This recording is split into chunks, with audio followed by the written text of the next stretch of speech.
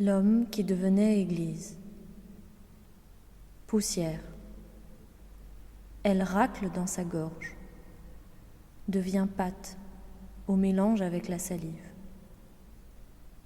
Ses yeux en pleurent et il crache, tout impuissant qu'il est de se faire envahir. Ses cheveux ont la couleur de la poussière que l'on sort de l'aspirateur, comme une forme de sale souvenir. Entre ses dents crissent les grains. Statue.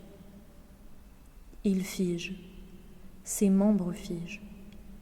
Il se colle au mur de l'église, le dos contre le froid de la pierre. Son corps semble se casser comme se fend le calcaire. Tout est fait de fissures dans le creux de ses os. À force de vieillesse, le moindre mouvement offre des fractures.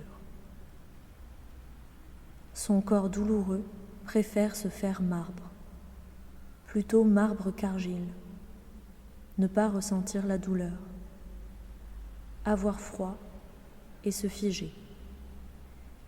Les gargouilles l'observent de leurs yeux sans bouger.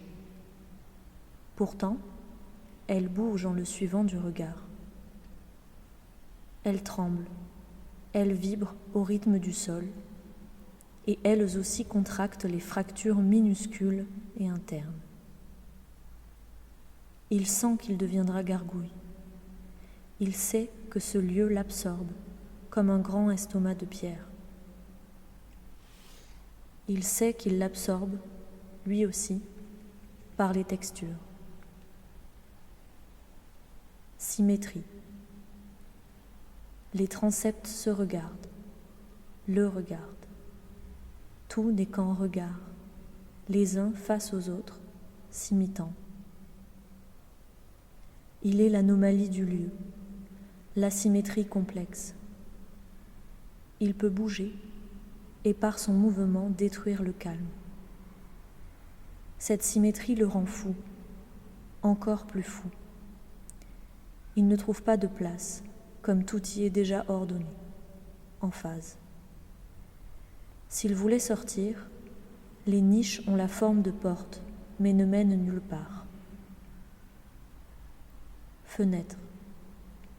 À chaque vitrail, des magnolias qui rigolent.